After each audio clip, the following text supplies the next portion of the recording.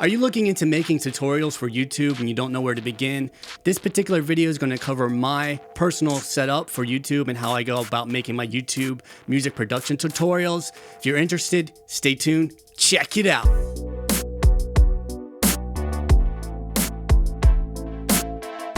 What's up? My name is Matthew Stratton, helping you create music on this channel. I do setup videos, tutorials, and overviews to help you create music, help you record audio. And in this case, I'm going to show you how I go ahead and record my videos.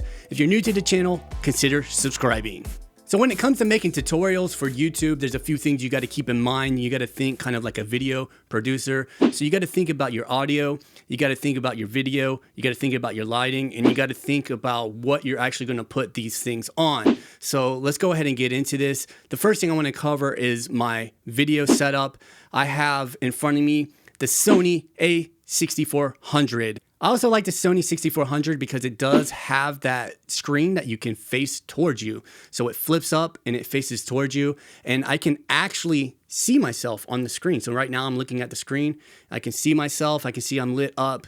I can see the background's lit up, and you know, pretty much everything's on automatic, and I can see that it's all there, and I can see that, you know, there's a box, you know, following my face around, so I know I'm in focus, and I can see the audio levels right there. It's a pretty cool camera, and I pretty much just hit record on that thing and let it continue to record. There's like pretty much no limit. I haven't had any issues as far as how long I can record on it, so I really like that particular camera, and I can take the video right from that, put it in my computer, and then throw it in my software, and it's pretty much ready for me to edit how I like to edit. The next camera I use is actually above me here. So this is kind of like a bird's eye view. So this is the Panasonic Lumix G7. And whenever you're shooting tutorials, pretty much any kind of tutorials, you're going to want to have that overhead view. This way people can see what's going on, and you can kind of flip to that camera so they can see what's going on. And in this way, they have a clear picture of what you're actually doing, because when you're actually teaching somebody, you want them to be able to see what you're doing. And a good thing about this camera is it's pretty inexpensive, and it's actually 4K as well.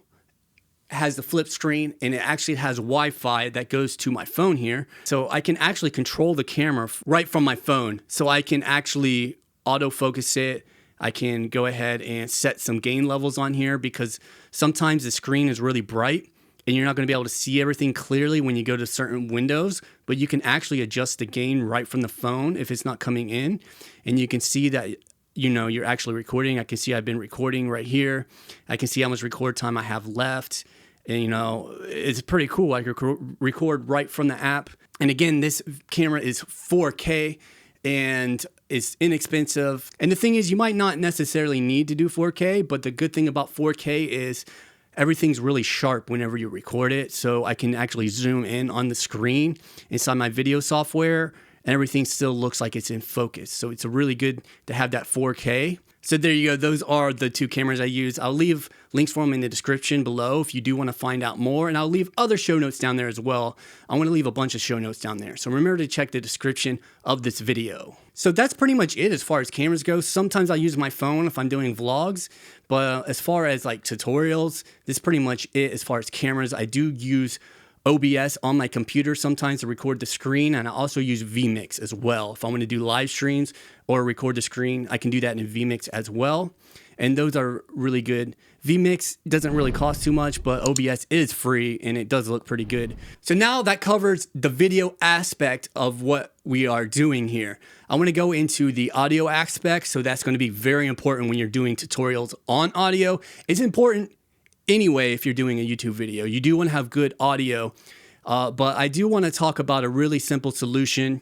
Let me get it right here. All right, so what I went and got is this Deity Lav Mic. So this is a $50 microphone. It can plug right into my Sony A6400, and it gives me really clear audio. All right, it just has a little plug right there. I plug that into the A6400. I clip this end on my shirt here. And if I'm doing an unboxing or a simple video like that, where I don't need to record anything like my computer audio or, you know, like my MPC-1 or anything, I will actually use that mic because it makes editing a lot simpler. I don't need to worry about syncing the audio and video. And, you know, it's a really good solution. It sounds good. And if you pin it on you, you're not going to get a lot of different room noises. It's pretty much going to pick you up and it's going to be nice and clear. My main microphone is the Shure SM7B. That's what you're hearing me on right now. This is a dynamic microphone.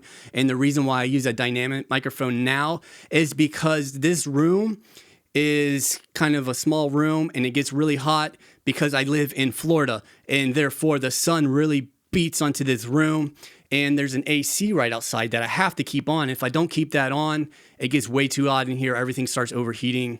But if I turn on the AC, you're going to hear a lot of AC noise if I use a condenser microphone. I was using a condenser microphone before, and I really like the way it sounds.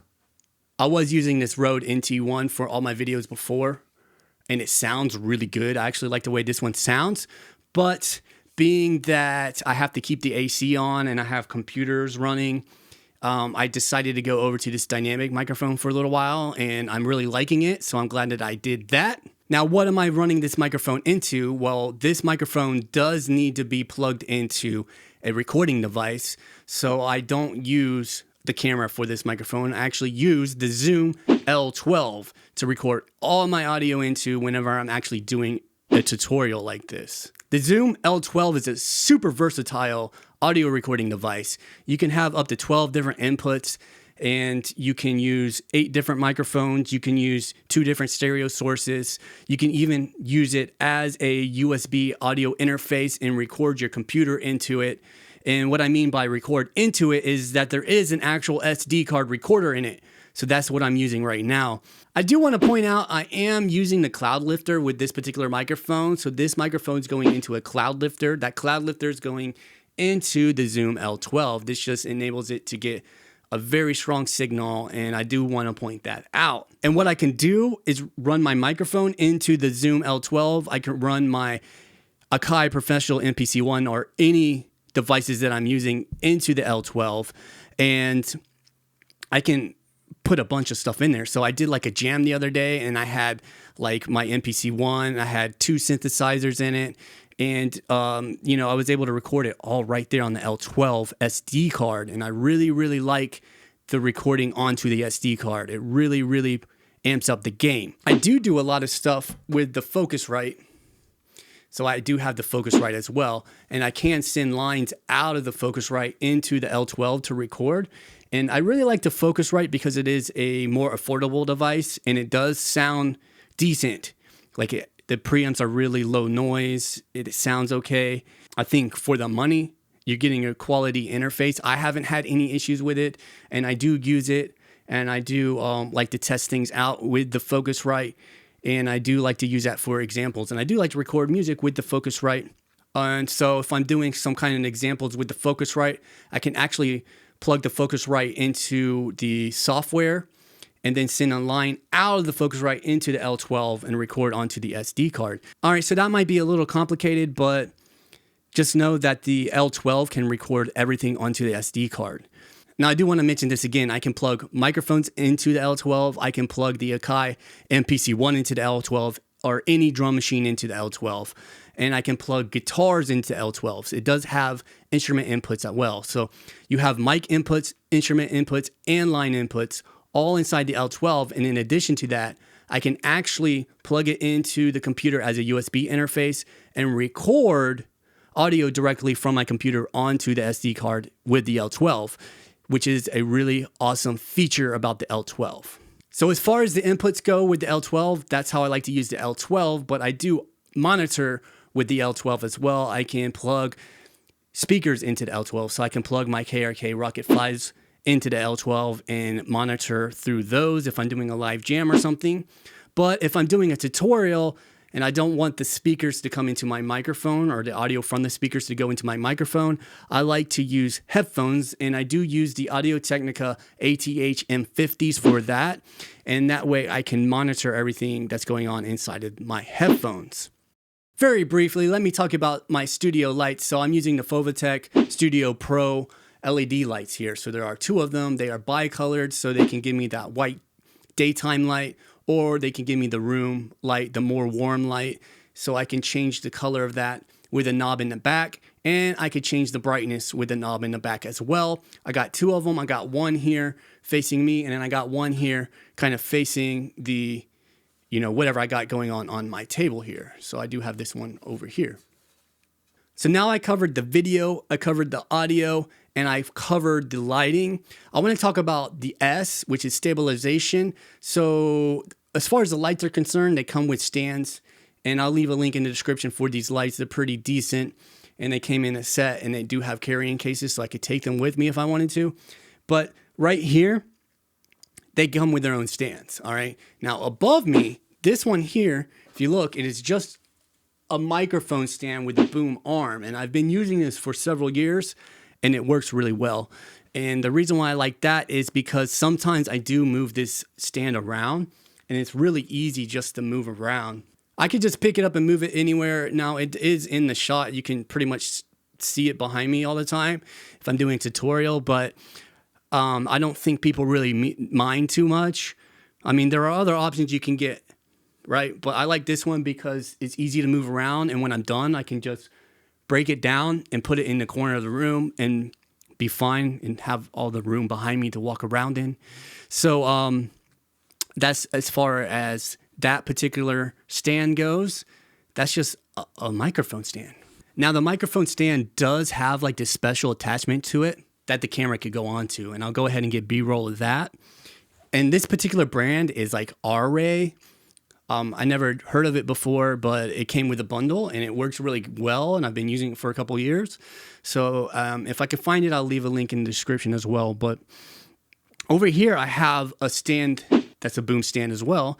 And I really like this one because it's multi-adjustable, and it's easy to swivel. So I have another desk over here that I do stuff with. And if I need to use it over there, I could just swivel it over there, and I could just leave it where it's at and just swivel it, and then use this microphone for different live streams and Zoom calls in this little setup over here. But so the next video stand I want to talk about is over here. It's like a tripod that I got over here, and I believe it's called the RetiCAM MT01. I bought it off Amazon for $30, and it's a really good deal. There's a lot you could do with it. You can raise the height of it. It fits right behind my computer monitor there. It's a really, really good stand. It's like sturdy, like the build quality is really good. It's easy to take the camera on and off, and it's easy to do what I need to do with it. I really like it. It's fully adjustable. All right, I hope this video did help you out. I did want to share this setup with you. I really enjoy this setup. I've made hundreds of videos with this setup, and it works out very well for me. And, I just wanted to share it with you. And that Zoom L12 is very nice. Let me know if you have any questions. I will answer them to the best of my ability. Go ahead and click or tap the screen over here. That's going to take you to a playlist that have to do with, starting a YouTube channel. If you're curious about starting a YouTube channel, I try to make a couple videos for you. My name is Matthew. Continue creating music. We'll talk soon.